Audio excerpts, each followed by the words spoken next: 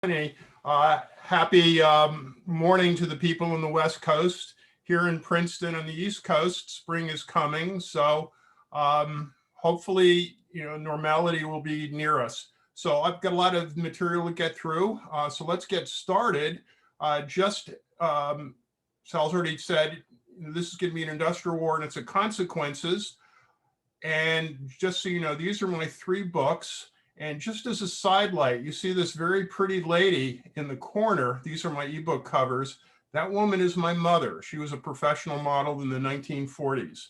So just a little bit about me is I'm a CPA by training and a former financial executive. So as a warning to all of you, I like numbers and facts, and I'm not afraid to state my views. So hopefully we can have a good discussion afterward. I might not get into so much of the civilian issue, but fire away and we can have fun. I just mentioned I'm an author of the World War I Intrigue series. You've seen the books. All of them have won awards. I don't make any money out of this, but the journey's been a reward. It's opened up a lot of new areas to me. I've learned a lot, and let's get going.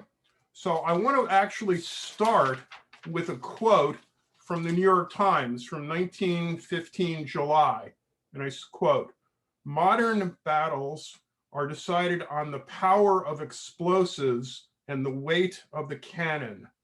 Modern warfare has become not a contest of individual against individual, but of workshop against workshop," end quote. So I plan to explore this in the next 45 minutes.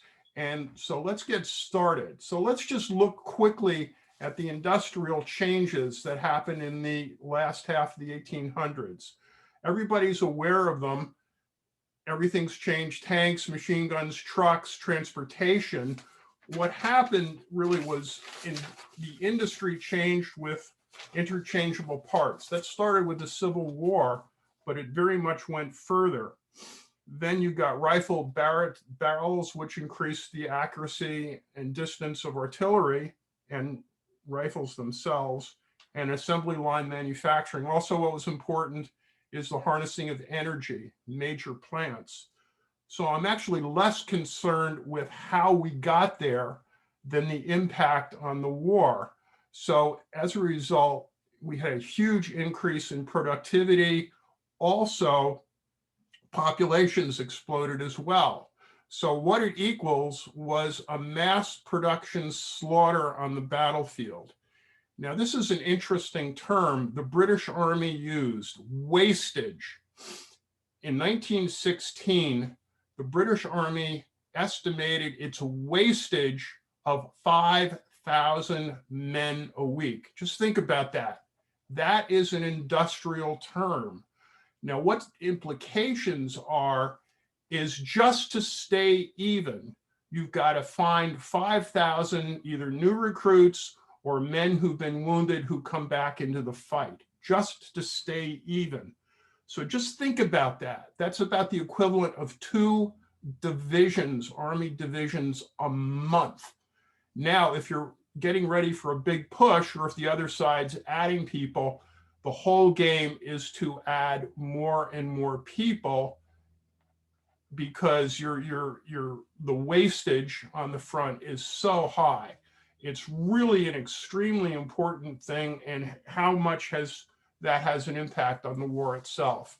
So let's go further. What I want to do is I want to start comparing sort of the Civil War to World War I and how things have changed.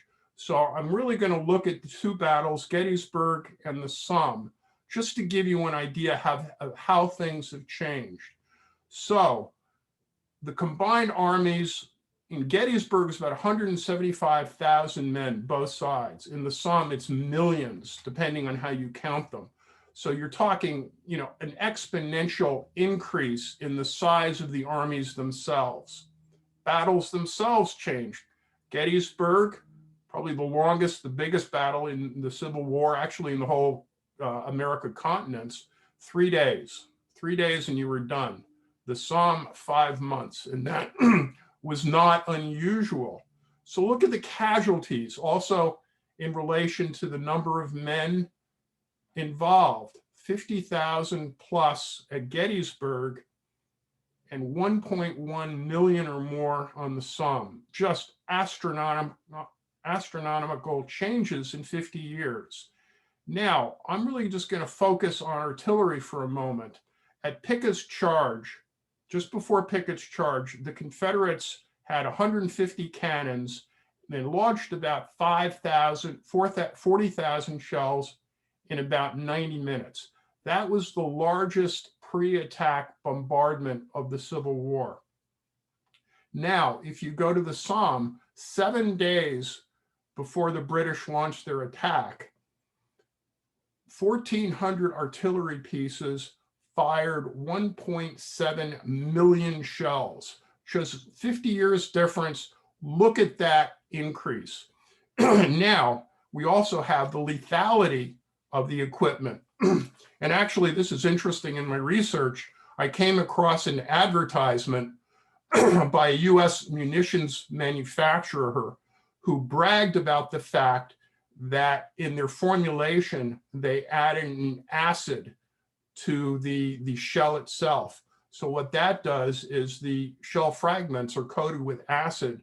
So when there's a wound, the acid eats into the soldiers themselves, creates horrendous casualties and a horrendous pain.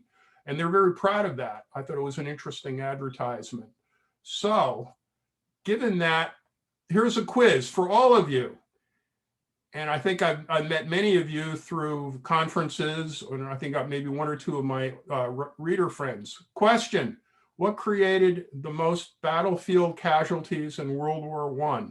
Machine gun and rifle bullets, artillery, and poison gas. So, you can raise hands. Who thinks machine? How about artillery? Okay. Poison gas. Okay. Actually, it's not even close. It's artillery. 60% of the battlefield casualties in World War I, were artillery, 60%.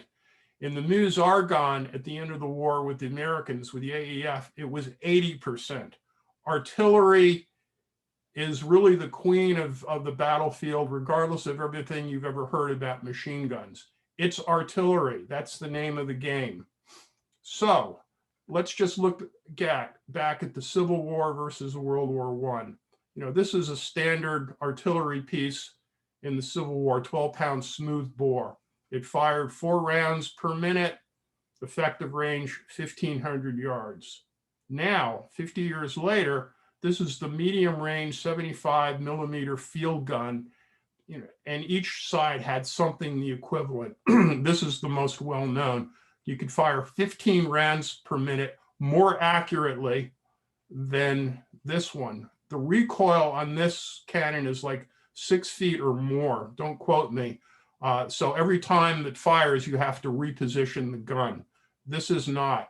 9,300 yards effective range. What that does is it has completely redefined the concept of what the front lines really are. Here you were safe maybe 2,000 yards back. Here, no one's safe 5 miles back. And the lethality of the explosion is just, there's no comparison to this. So, we are in an artillery war, and that has a huge implication. So the side with the most powerful artillery is the side with the huge advantage. Let's go forward. So the winner, my argument is that the winner of World War I is going to be the side that has the greatest industrial capacity. Not men, not the best generals, the industrial capacity. Now, if you look at the two sides, the Central Powers versus the Allies before America, it's about even. Now, what happens is in 1915, America makes a solid choice. It decides to adhere to the British blockade, stop selling to the Central Powers, and sells very much to the Americans. So it's a neutrality in practice, but effectively, America has already made sides in World War I as early as that. Now, just some numbers. I warned you. As a result, US commerce with the Central Powers before the war dropped from 150 million per year to less than 1 million. It's a huge drop. Now, what happens is demand from the Allies soars 800 million to $3 billion. The truth is, America got filthy rich during the war. It ends up supplying 40% or more of the Allied material. And by the end of the war, it's financing the entire war effort. Now, I know all of you people have heard the term arsenal of democracy. I would argue that America was the arsenal of democracy as much in World War I as it was in World War II. You don't hear it very often, but I think it's extremely important, and it's important to the American position. So let's just move on. So just again, I'm focusing on an artillery war. Something like over 600 million shells are used in the war. Now, I will use an accounting term, which is a swag. What is a swag? That is a sophisticated, wild ass guess. Nobody knows how many shells. 600 million is sort of a number that I picked off the top of my head, but it is a huge amount. Gets back to my argument. The side with the largest industrial capacity is the side that's going to win the war. By the end of the war, the Germans were running out of lead. They were going back and they were digging up their own, water ducts. They were digging up, their water piping to use for shells. It had a huge impact on the war at home. Just as a comparison, how things have changed. In the Battle of Neuve-Chapelle, March 1915, the British used more artillery shells than they had in the entire Boer War. And this is not one of the, this is a maybe medium-sized battle by World War I Western Front terms, more than the entire Boer War. Just think about that. We're talking not even 15 years. Warfare has changed so dramatically. And just look at it at Verdun, and this is very typical, but at Verdun, the German fired 2 million shells during their pre-attack. Between the two sides, it's estimated that maybe 40 to 60 million shells were used in Verdun during the battle. And it's actually interesting, there are some hills, towns, in the Verdun area that actually decreased in altitude by a meter or two, that the shelling was so absolutely intense. So artillery is going to be how you win the war. So what happens is, because artillery is so important, you get artillery spotters. So you're looking at the battlefield. Actually, in the US Civil War, they used balloons. So altitude is going to win the battle for the war. So what happens is the artillery spotters, balloons, they move into the air. Now, if you're the other side, what do you want to do? You want to shoot them down. So what do? You bring fighters into the game. So once you have fighters attacking balloons, you've got to have other fighters attacking other fighters. So this is the air war begins. It's a huge consequence of World War I as an industrial war. We're reinventing warfare. And actually, in today's world, the high ground is in space. So, everybody's thinking about how to get our spy satellites. It's artillery, which is the same thing, essentially as rockets and, long range distance munitions. So The air war begins as a consequence really of artillery. That's my position. So also, in order to have so much artillery, you need a lot of artillery shells. You've got huge divisions. So this is another consequence. Railroads move armies. We saw this in the US Civil War, for instance, when Longstreet's corps moved from the Army of Northern Virginia to the Army of Tennessee and then fought at Chickamauga. That was by rail. But in World War I, railroads matter. So, just think of the logistics and operational issues you need to get the equipment to the front. So by 1918, each division of about 12,000 men, and the US divisions were maybe up to 20,000 men or more, they needed 1,000 tons of supply per day. That's the equivalent of 2 supply wagon trains, 50 wagons each. So if you're supplying a whole army, you could be talking about over 100 wagon trains a day. Think about that in terms of offloading, onloading, and getting the equipment to the front. It's a huge amount of labor. It's one of the cases where I think the Allies had a huge labor advantage over the Central Powers. The French brought in workers from Asia, from Africa. The British brought in workers from India. The Americans, the AEF, used our Negro troops as well. Now, this is actually very interesting in terms of the impact of where the war is fought and how it's fought. The German army determined that it could not sustain a military campaign beyond 60 miles of a major railroad depot.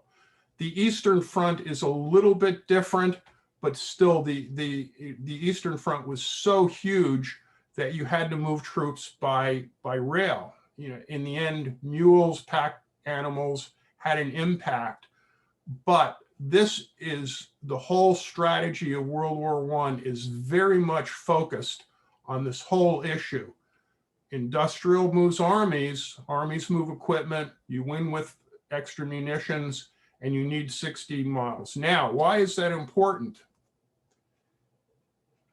If you look at major battles of World War I, particularly on the Western Front, they are all centered on a railroad. Where are you going to fight? So for instance, at Verdun, one of the main reasons the Germans picked Verdun was it was very near the railroad depots at Metz. So they could supply their troops very, very quickly. It was very, very difficult for the French to reach the Verdun area.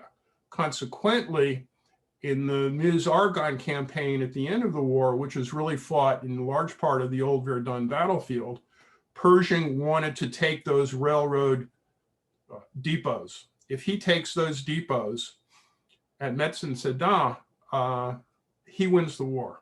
The Germans cannot supply their entire army if they lose those railroads. That's why it's critical. The same thing around the Somme, critical rail areas. Amiens, very, very important.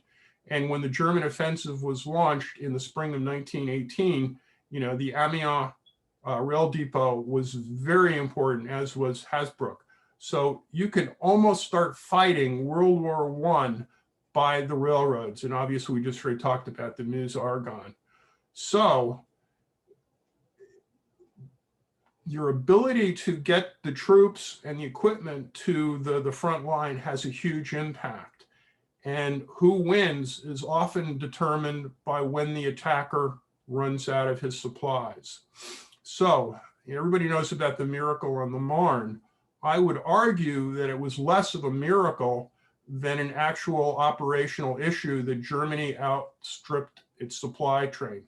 They had a harder and harder time of getting troops, where the French were getting closer to their supply lines. And that was one of the reasons. Obviously, there was a lot of courage. There were a lot of other issues. But a main reason is the Germans ran out of their supply line. And the same thing goes with the Ludendorff spring offensives. You know, if Ludendorff had actually taken Hasbrook and the Georgette, the second offensive, he could have stripped the British Army of their entire rail network, and the British Army was doomed. He didn't do that, but it was a fear that the British did. And then ultimately, you know, he's taking ground, but as you take ground, it's harder and harder for him to supply his troops. So, you know, a different general in the spring offensives might well have won the war. So, you know, what happened? So now I've argued that it's an industrial war. Logistics, operational issues, your ability to get troops and artillery shells wins the war. So what happens? Here we are in 1915. Germany understands that. America is supplying the Allies. They've essentially stopped supplying the Central Powers. You know, and Germany realizes they're not stupid. So what they do is they undertake an undeclared war on American soil. And this is not well known. You guys probably know a lot of it. So they become a target, and Germany put hundreds of millions of dollars, and that's a huge sum, into their sabotage effort. So what they're going to try to do is they're going to win the war on the Western Front by cutting off the supplies to the Allies. How are they going to do that? Well, there's several ways.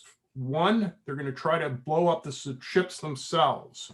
They blew up 40 ships with, you know, a very clever bomb. They called it a cigar bomb. They're going to blow up the plants itself, and there are a number of plants where they blew up. The DuPont plant in Delaware, around New Jersey, there were a lot. Jersey and Delaware became, you know, really the front of manufacturing because it's close to the supply line shipping it out. They actually weaponized anthrax, and they were able to, and they did, poison the pack animals America was sending over to the British and the French. You know, hundreds of thousands of pack animals died in the war. I think a pack animal had a life of maybe 10 days to 2 weeks. So, and another one is they created an economic disruption. So they created this company called the Bridgeport Projectile Company. And that was a rogue company that the Americans didn't really realize was a rogue company. So what they would do is they would do deals with American suppliers and then stiff them, not pay them. They would buy their goods and deliberately not send it to the Allies. So they're intercepting it. So there's a lot of ways that the German sabotage effort is working. Now, the two largest attacks, and this is my consequence issue, the two largest attacks by German saboteurs in America were at Black Tom Island and Kingsland, New Jersey. This is right behind the Statue of Liberty. This is in central New Jersey. So you West Coast people might not know it too well. So let me just move on. So Black Tom Island is, people might know where the Statue of Liberty is in New York Harbor. Black Tom Island is right behind that, maybe 800 yards. And what Black Tom Island was a huge munitions depot. There was something like 30 warehouses. All the railroad's goods coming in from the East Coast came into Black Tom Island, and they were shipped out. And it is considered the most destructive terrorist attack in America before the attack on 9/11. And this is just one of the scenes. So these are, you know, piers into the water. It's a huge munitions depot. Now, if anybody goes to that area, it's now known as, you know, it's a huge park area, and people play Frisbee, it's grasslands. It is almost inconceivable to look at the area today to something like this. So just a couple more details on Black Tom Island. 2 million pounds of explosives were detonated. 2 million. That's maybe 1/7 to 1/8 of the Hiroshima bomb. Damage is estimated about $500 million in today's currency. The damage was just unbelievable. And because of its location, it had a huge impact on lower Manhattan, which was very close. Registered 5.5 on the Richter scale. People in Delaware thought it was an earthquake. And actually, by the way, I think that Richter scale is larger than when the Trade Center came down on 9/11. I think that was about a 5.3, 5.1, something along those lines.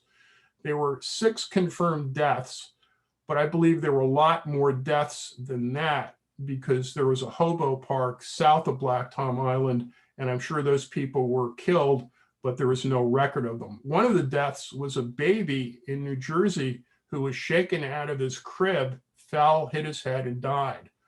So the Brooklyn Bridge shook. Lower Manhattan was covered with ash and broken glass. The Statue of Liberty was damaged. So up until they refurbished it about 15 years ago, and before that you couldn't get up to the crown of the Statue of Liberty because of the damage. So I just want to take something out of the book where I talk about Black Tom Island and the effect. So one of my characters goes, walking south from Chinatown, Carsons joined more and more people emerging from their apartments. And by the way, this happened at 2 a.m. on a Saturday night, Sunday morning. Some of the people were dressed, several were missing shoes or shirts, others wore night clothes. Carsons reached Battery Park just as the night sky began to turn into a pasty yellow of smeared mustard, and the stars melted into the expanding glop overhead. Bombs and ammunitions burst over the harbor, some as high as 100 feet. The smell of gunpowder and burning wreckage fouled the air around him. Across the harbor, secondary explosions rumbled and fire engines shrieked. The water turned into a devil's brew of dead fish, floating debris, and chemicals. In front of the erupting volcano that was once Black Tom Island, the Statue of Liberty glowed orange. Now, I just want to move forward. Later, my characters visit the scene itself. So he stopped at the crater, the most startling sight of all, a hole as wide and as long as a football field, and so deep that the groundwater percolated up below it. A man came up to him, quote, "We think this is where a train full of railroad cars was resting when it went up," he said. 80 cars filled with dynamite right here. So, that's just sort of a visual way, but the damage was just huge. So let me go on. And here is just some other pictures of Black Tom Island. You have the railroad tracks, you've got telephone lines, you've got warehouses, you've got a pile of debris. I don't want to compare it to the pile at 9/11, but it was a huge buildup. And now it's Liberty Park, kids play Frisbee, people have picnics out there. It's almost inconceivable to me when you actually walk the current ground today and know that these pictures existed. Without these pictures, you really have no conception of what happened. So going over, the second largest one happened in Kingsland, New Jersey. Now for you, New York folks, that's currently the Meadowlands in Lyndhurst. It's really almost directly across the center part of Manhattan Island. Happened on July 11th, 1917. This is my consequence area. So there was a factory, Canadian Car and Foundry Company, and it specialized in making artillery shells for the Russian army, 3 million artillery shells a month. So go back to the number of artillery shells I started the lecture with. Now, there's a little bit of discussion, controversy about how the fire started. It was considered accidental, but what it resulted is 500,000 artillery shells ignited into a massive explosion that lasted 4 hours. So people in Manhattan looking over it said it was more spectacular than Black Tom Island itself. And they would go to the edge looking across the Hudson River, and they would see the impact of this. Ironically, there were no deaths. Why is that? Partly it was the time of day, and mainly the woman who manned the switchboard at the foundry company stayed on her post, and she called up everybody telling them to get out. Now, I want to tell you what we really think happened at that workbench. The Germans are very clever, and I have to give them a lot of credit for ingenuity. They actually, and this is true, they actually got one of their agents hired as the hiring manager for the company. Now, what he does is he goes around and he hires one of his own people to start working at the workbench. And this is the man who accidentally had an accident on his workbench, and then that accident led to fires that led to the explosion. So there's no lack of ingenuity in terms of the Germans. And in the meantime, the Americans and the New York police are checking these guys. It was a cat and mouse game, but the Americans ultimately discovered who these people were. And when we declared war in June 1917, we passed something called the, let me just think about it. There was an act, I can't think of the name for a second, it'll come back to me, and Espionage Act. So that gave America the chance to arrest a lot of these people. And by the time of, by 1918, we had really cleaned up the German terrorist organization. A lot of them were also based in the embassies. And when we declared war, we kicked them all out. So that was a big issue.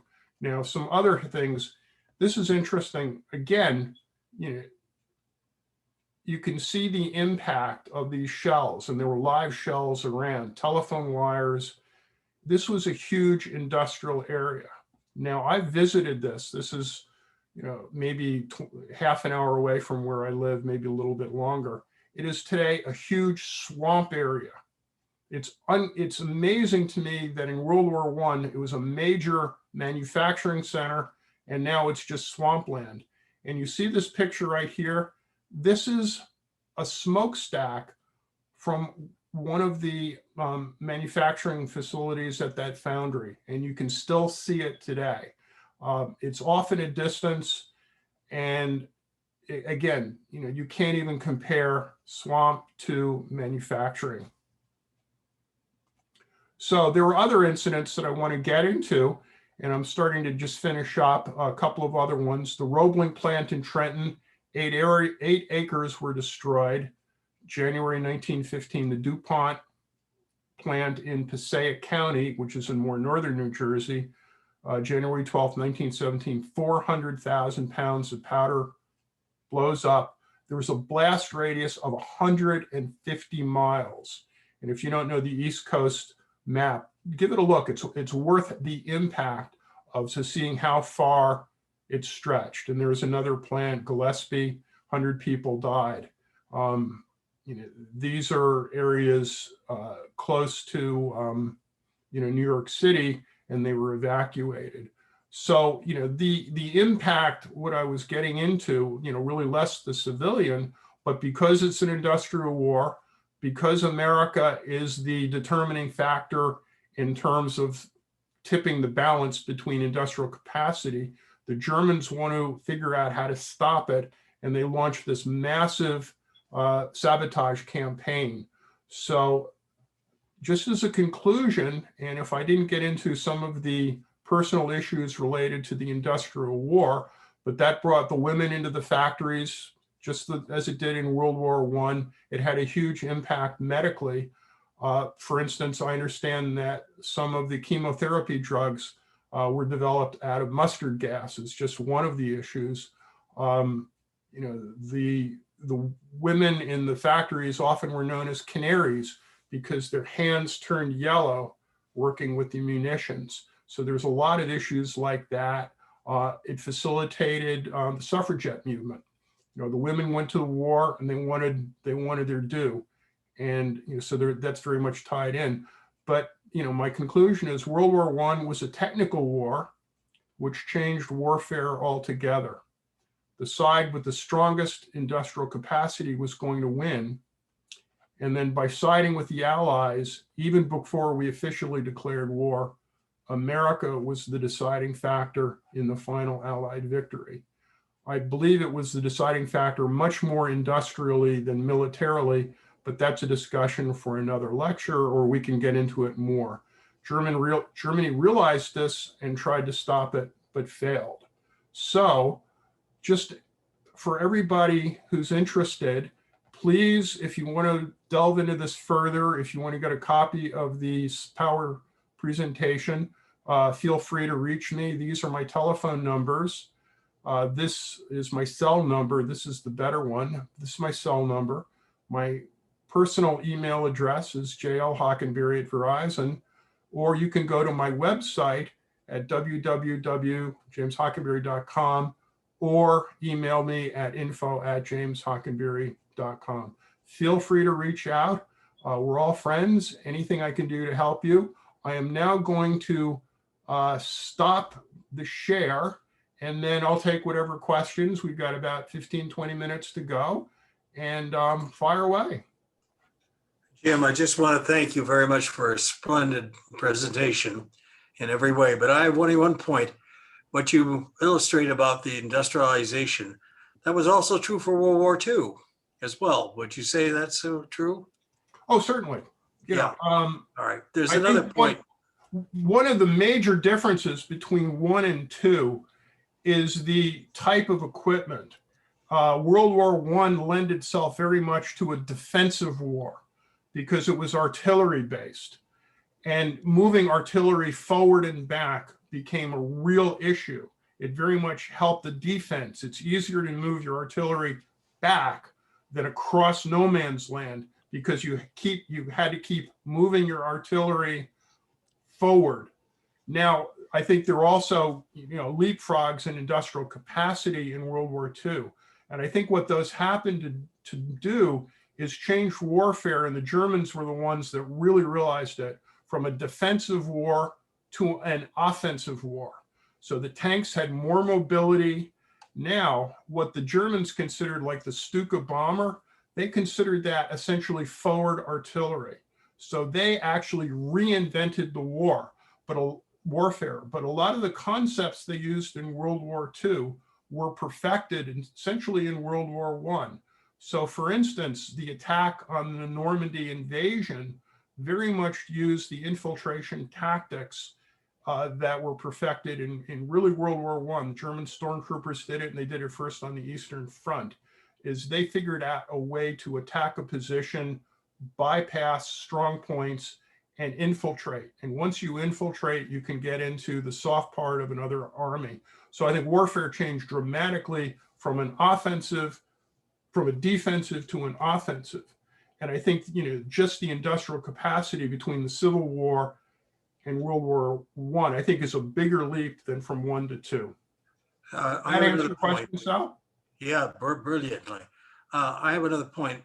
Bethmann von Hollweg, who was then the chancellor in Germany in 1917 and before, he mentioned that if America entered the war, finis Germania, he said Germany would end. Would no longer win, but still Germany used its submarines openly after that point in January of 1917, which brought us in. I have another point and that'll be the end of my point. I'd like to hear how much actual support America did for the Allies to keep them in the war. Okay, well, let me jump back, in terms of, Germany using submarines, they actually made a very conscious choice. I'll jump back. After Lusitania, Wilson was furious. A different president might have taken America to the war then. And we stopped essentially undeclared warfare on US ships. However, Germany coming into January 1917 realized America was coming. And they had one chance, and they gambled. And they gambled by saying, we'll have unrestricted warfare. Their whole idea was to win the war before America could have an impact. And what the submarine warfare actually failed to do in World War I was it failed to stop the troop ships from coming. By July 1918, we were sending over 250,000 men a month. That was astonishing. And the Germans were calling up 18-year-old kids. All the armies were tapped out of their men. And I'm sorry, Sal, just repeat your second question. Well, the point is, it's never been clear to me how much support a neutral America gave the warring powers of France, Britain, and Russia in World War I. That's never been discussed, and how much an impact we made. Okay. But they have survived without our help. No. That's the point. So let me go back. On the Somme, for instance, something like 60% of the artillery shells on the Somme were American made, and the Germans could tell the difference because of quality.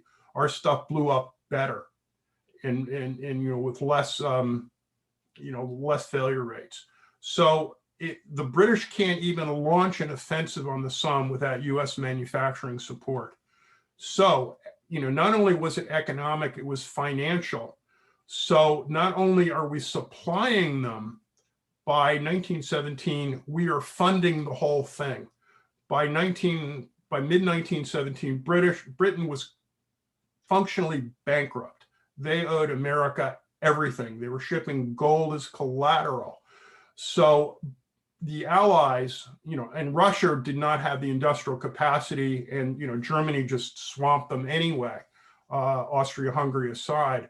But without the Americans supplying their equipment, there's no way the Allies could have possibly sustained any kind of offensive capabilities at all.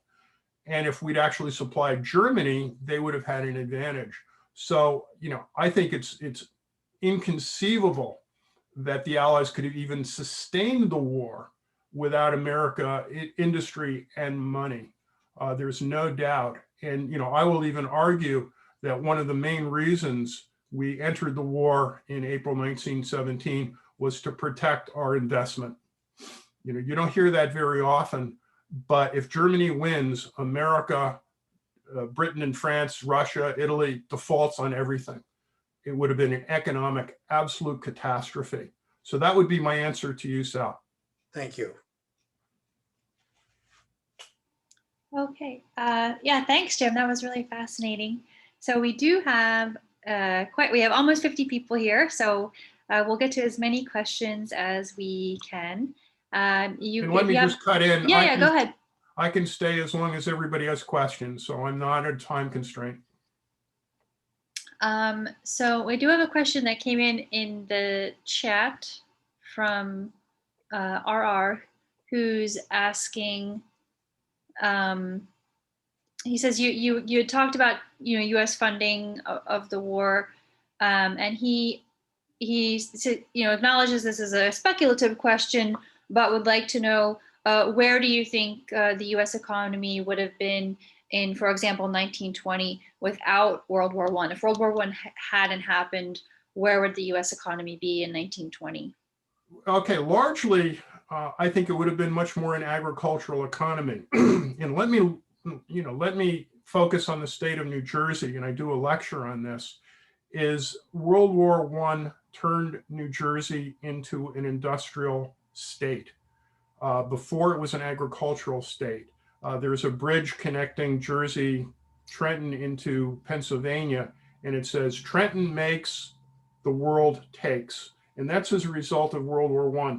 The US chemical industry, particularly around Delaware and New Jersey, developed as a result of World War I completely. Why is that? Before World War I, America imported a huge amount of chemicals from Germany, particularly. So what happens is when the war starts, that supply of chemicals is completely shut off. What do? You make your own. So it created the industrial area. So I think World War I accelerated America to be an industrial giant. We were a sleeping power in World War I, as we were in World War II. But also the money that we made from World War I helped develop the stock market, Western expansion. We got filthy rich, something like 8,000 millionaires, and that's when $1 million bought something, were created out of World War I. So I think it just gave us a leapfrog. We would probably get there, but World War I very much facilitated that. I hope that answers the question. Yeah, thanks, Jim. We have a couple other questions in the chat. Let's take a couple questions from all of you before I'll get to these questions in the chat. If you do have a question, you could, I think we have one screen of people today or two screens. Hold on, let me just see here. Two, we do have two. Yeah, I did close my, so yeah, I guess if you have a question, just jump in. And if we have a few people wanting to ask questions at once, I'll kind of organize everybody. So go ahead. If you have a question, you can unmute yourself. Okay, I have a question that relates to the previous one. So World War I did happen, and all the industrial capacity. So what happened to the industrial capacity that existed at the end of the war over the next 5 years? Okay, what actually happened? What was the transition like? Well, just the way, what happens is all of a sudden, all that demand for all that equipment, all those munition, artillery shells, all the other stuff died. So what actually happens is you end up with a bit of a depression because all of a sudden the demand dries up. And, I think, that, led to, unemployment. I think the U.S. we sent over about 2 million men to the Western Front. I think 4 million men were mobilized. That's nothing compared to World War II, but it was still a huge amount. But, these soldiers came back and they really went to their farms. But, also the world did not have the money, we weren't supplying it to facilitate, the expansion of the industrial base. So we went into a bit of a decline economically. And I think we see that, and there was a boom that comes after that, but the initial impact was no demand, production ceases, and you get a bit of a recession. That's kind of what happened. But again, America was taking in a lot of people and we were still growing. Immigration, started jumping again after 1918. It stopped during the Depression, but we were taking in huge amounts of people and that was facilitating it, maybe by the mid-20s. But the initial 2 or 3 years was a drop, economic drop. Except perhaps for airlines, aircraft. I'm sorry, say that again, John? Was aircraft production an exception? Aircraft production probably developed more with technology.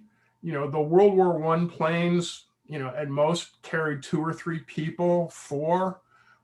It wasn't probably until maybe Lindbergh in 27, who actually crossed the ocean, that you actually had an economic revival. And I might be wrong on this, but in terms of engineering technology, airplane technology, the French in the 1920s might be better than the Americans. But the airline industry as an industry didn't really start taking off maybe into the 1930s. To fly to Europe, and you could do that. You needed planes that would stop off in Canada, maybe stop in Iceland. It was still like a 3-day trip. It was doable. The Germans had Zeppelins that would come over, but that wasn't very efficient, and we know what happens to those. So aircraft business, I think, is much more late 1930s. Right, great. Thanks, Jim. Chandler, do you have something? Actually, I do. On that point, I'm a sort of aircraft buff here, and basically, in terms of transatlantic flight, you're right. But the Germans and actually the British were quite far ahead in aircraft production. I mean, the Germans came out with something called the J-13, the Junkers J-13, which was the first all-metal passenger carrying aircraft. It carried about 8 to 10 people as early as 1922, and it was flying the European routes. And also in the British Empire, they were developing flying boats and also long-range aircraft to basically go from London to all the way down to Melbourne in Australia, with about 20 stops in between. And, an outfit called Imperial Airways. Of course, they had an empire back then. But an outfit called Imperial Airways was in charge of that. And I was just wondering also about was wondering if you'd also looked into the financial and manpower contributions of the British Empire to the British war effort in the First World War, and were the financial contributions significant as opposed to the American financial contributions, or were they negligible? Okay, let me jump back to your first point in terms of the aircraft. I think the larger issue was in terms of landline railroads. There was a big railroad expansion, particularly even the roads themselves, as trucks became and cars became more and more important. So for instance, one of the reasons the Germans built the Autobahn complex, even in the 30s, was so that they can move their troops quickly from west to east and east to west. Now, in terms of the financial contributions of the British Empire, the financial strength was tied up in the London banks. So, I know the wealth out of South Africa, and that was still, getting over the Boer War particularly, but there was a lot of South African money in the British banks. So I did think they helped fund the war, but, when I say Britain was bankrupt by 1917, that means the entire British Empire was bankrupt by 1918. In terms of manpower, the Australians, I think something like 50,000 Australians died, which was a huge amount for a country that size. And the Anzac troops were considered the shock troops of the British Army. So on the battlefield, and the Canadians might have been the best fighting units the British had. I think in terms of laborers, they brought in a lot of people from India. That had an impact. And there were also 600,000 Indian troops that actually fought during the First World War in France and Mesopotamia and in other places. And it were not for the fact that 90,000 Indian troops manned the British line in the crucial period between end of 1914 and 1915. The Germans might have broken through at places like Ypres. Yeah, well, I think that's very true, that without the Indian troops or without the Anzacs, Britain itself, so Britain, Ireland, Wales, Scotland, combined with France, could not have stood up to the German army at all. By the war, when I'm talking about a wastage of 5,000 men, each country was looking to find a bigger sucker to bring into the war, whether it was Romania, Italy, everywhere, Albania. You try to get some other idiot to join the war because you just needed their manpower. But clearly without the colonial troops, and the French too, the French army was very much supported by their colonial troops out of Africa, and they were very good troops. And we won't even talk about the fighting in the Middle East, etc., or down in Africa itself. Thank you. Thank you. Let's see, we have some other questions. And just Chandra and everyone else, and Chandra, you might know the scholar Santanu Das. He's written a lot about the role of India. Yeah, I do know Santanu Das. His work is okay, but it's not really great. A much better work has been done by other historians. Santanu Das is a cultural historian, and he doesn't really go into the nitty gritty. He deals more with theoretical cultural studies stuff. Yeah. I mean, there's lots of different. I'm just saying from the. Yeah, I know, but I'm just talking since we're dealing with facts rather than cultural studies. I just want to make that point very clear. Yeah, absolutely. Let's see. Let me get to one of these questions in the chat here.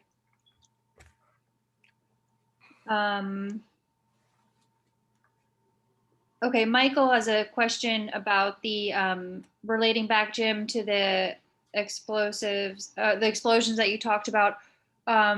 Were these explosions a sabotage? Were they confirmed by recovery of explosive devices or by German agents who were captured? How were these sabotages confirmed? Okay, that gets to be a complicated question. The first one, the bombs on the ships ultimately were found. How were they found? There were timing devices. Essentially, they were called cigar bombs. So you took a cigar-shaped hollow metal tube, and you put a barrier between the tube, and you filled it on each end with different acids. And the acids would eat through the central tube, and when they combined, you had an explosion, and that created a fire. And they were generally put in sugar bags. Sugar bags are, will burn. Now, what actually happened, the really interesting one, this is the Kirk Oswald ship. It's a munition ship coming out of America. What happened is it was originally scheduled to go to Murmansk. So it was originally scheduled to go up to Russia, but in the mid-ocean, it was redirected to France, to Marseille. Now, what happened is it's a shorter distance to Marseille.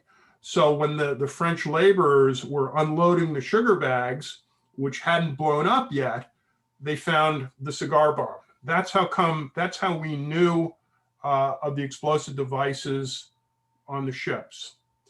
In terms of the other issues, the explanation at Kingsland that I was talking about is still up for debate. We don't know for sure that this man deliberately set fire to the bench. We know a fire started at this man's bench, but we can't guarantee that he was a German agent doing that. Black Tom Island is a very different affair. It's important to remember Black Tom Island happened in July 1916 during the middle of the presidential election. Wilson's campaigning on the fact that he kept us out of the war. He does not want this incident to go back to the Germans. There's a lot of controversy about how it started. The initial thought was it started because that's a very swampy area. The workmen around were using smudge pots to keep the mosquitoes away. And the thought was that sparks from the smudge pots drifted off and created another explosion. Now that was pretty much the standard routine, and the Wilson administration had no issue in trying to deflect it. However, after World War I, the Versailles Treaty set up an international tributary of laws where countries could sue each other in an international tribunal. And America sued Germany in the 1930s for the attack at Black Tom Island. And by that time, we had a lot more information. We knew the German agents who did this, and we actually proved in international court that German agents blew up Black Tom Island. And we were awarded $50 million, which Hitler told us to get effed. And ultimately, we didn't settle with Germany until the 1950s. So the Black Tom Island is, it took like 15 years, but we proved it. Some of the other plants, who knows how they started. It's just speculation that German agents did this, but who else would have? There's really no other issue. And we know some of the agents who did, as the people at Black Tom Island started talking after they were arrested, etc. So we found out a lot more subsequently. Wasn't there an explosion up in Halifax, Canada too, a big one? Actually, the Halifax explosion is the largest man-made explosion before Hiroshima. It was something like it was like 5 megatons. I think the Hiroshima bomb is 14 megatons. However, what happened, and this has been proven, that is definitely not a German agent issue. What happened is in Halifax Harbor, there were 2 ships that were navigating improperly. The ship that blew up should not have been in Halifax Harbor. In fact, it was loaded in New York, and because of the amount of explosives, it was not even allowed to load in the inner circle of New York Harbor. They had to load it on the outside of Long Island. Check a map out. So it was sailing into Halifax Harbor, and another ship collided with it. Definitely not German agents, but it was massive. And just as an interesting point to that is when the Manhattan Project was looking at the potential destruction of their bomb, they actually studied the Halifax bomb in terms of what it did. And it had a big impact, actually, at a subsequent event, the Halifax explosion really helped facilitate relations between America and Canada, because the first responders to Halifax were coming out of Massachusetts. And they still, I think, appreciate the help they got. That's a sideline. Yeah, they still do. It's commemorated almost annually. Yeah, for sure. Thanks, Jim. So we have time for a few more questions. I do have a couple in the chat, but I'll let any of you who have a question here go ahead and ask Jim. If you have a question, just go ahead. Anybody? Okay, let me get to a couple of these questions couple more in the chat. Mark asks, what can you tell us about the feeding of Belgium and France after the British blockade? What was Herbert Hoover's role?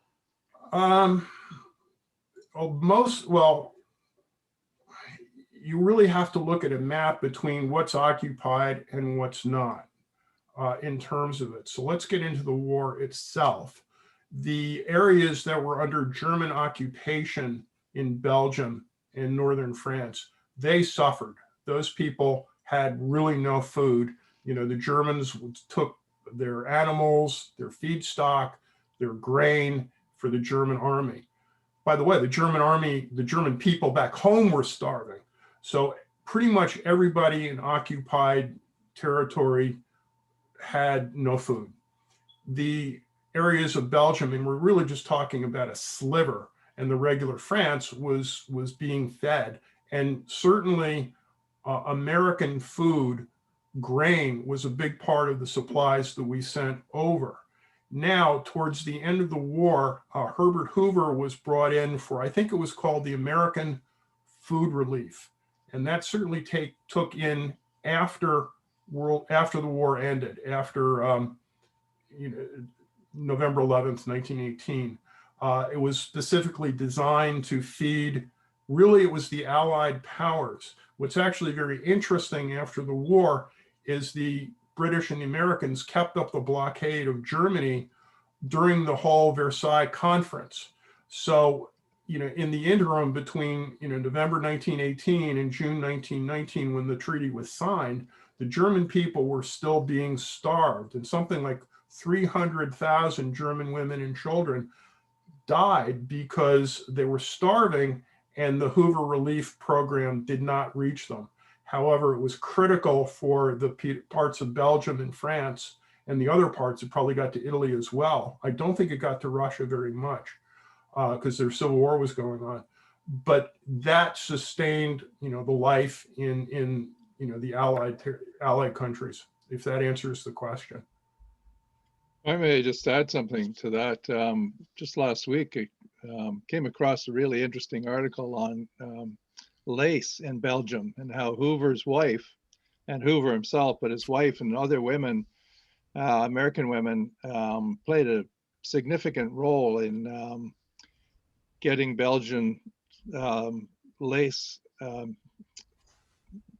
sort of the material to the Belgian women, and then buying the lace from them to sell in the US.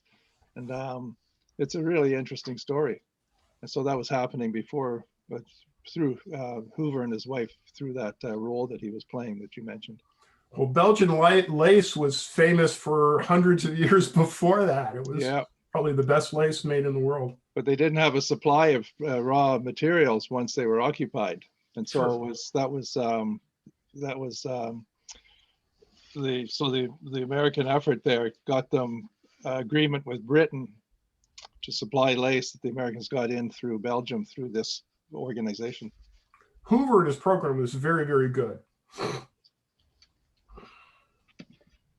Great, thanks. And one more question here from Chuck that I think is a good kind of, it wraps up a lot of what you've been talking about, Jim. Chuck asks if a percentage could be assigned to the effect in World War I of the will to fight versus industrial might. What percentage would you assign to each of those factors, and how would you compare their respective importance to earlier wars? That's actually a hard question. I think the will to fight existed really everywhere, with a couple of exceptions. The Russian army, after it was crushed repeatedly, by 1916, 17, that fed the revolution. They had it and they left. The Central Powers armies, they were not nearly as motivated. And the German army had to backstop them often. Italy, for instance, at Caporetto, certainly on the Eastern Front. So they were collapsing. Without German support, the Central Powers really were nothing. So I think the will to win existed everywhere, certainly among the Allied powers. We all know about the French army virtually going on mutiny in June 1917. They had it. So that was really, the fact that Germany never really understood that was probably the major intelligence deficiency in the war. So if I had to gather in terms of a percentage, I would say it's 95% industrial. No side had decent generals. Actually, there were. I mean, I say that. Ludendorff, in many ways, was a very good general. Foch, I think, was brilliant at the end of the war. Pétain helped them at Verdun. They weren't all idiots. They never really figured out how to fight. But generalship did not win World War I. It was the industrial capacity and manpower, ultimately. We kill more of your guys, and we can keep bringing in 200,000 men a month. Germany can't possibly do that. By 1918, there was no country in the world except America that had reserve manpower. So, it's industrial. It's industrial, it's manpower, for sure. All right, Jim, I'd like to thank you very much for a brilliant presentation and all the way through. And I want to thank everyone who asked good questions and were participated in this. And John, it's good to know that you're here and good to see you. We're not in Canada this year, but and Susan is here with me, Susan Neeson. Great to see you, Sal. Hi, Susan. All right. Anyway, but I just want to say what's going to be in April, and on April 10th. Terry Finnegan is also an author, an expert on both aviation and on some particular battles. He'll discuss America's role as it increased in ability during World War I. So I look forward to that. And I want to thank everybody for being and participating in this. You know, Let me Sal, I just want to jump in thank right you. here and say we miss our Canadians. I can see Windsor from where I live, and I drove through Ontario for 30 years to go to Rochester, New York, to where my parents lived. And I just love Canada, but we're locked out now until this pandemic ends. So anyway, Yeah, it's a shame. yeah. And Sal, I just want to thank you for inviting me and Melanie for all her help in getting this organized. It's been a real pleasure. That was I just terrific, want- Jim. Thank you. Thank Just you. one Very more good point. Thanks, job. everyone. I have a speaker for June, but not for May. So if anybody wants to give a talk on any topic about World War I, contact me or Melanie and let me know what you feel you'd be make a presentation. That would be now on May the 8th of May. Okay. Take care, everyone. Yep. Right. And Thank you. I just put my But email you very here. much. Sorry, I put my email. If you do need to contact me or Sal, please feel free. Yeah, thank you so much, Jim. That was fascinating. Thank you, Sal. We'll see everybody on April 10th. I'll send out an announcement later this month. And there's still time to renew if you're not a current member and you want to get issue 14, which is coming out soon. Just give me a shout and I can help you. Thanks, Jim. Thanks, Sal. Thank you, everyone. Thank you very much. Great. you. Thank you, Great. James, Melanie, all. Sal, Thank you. everyone else. you. Bye. Thank you. Have a great Bye-bye. weekend.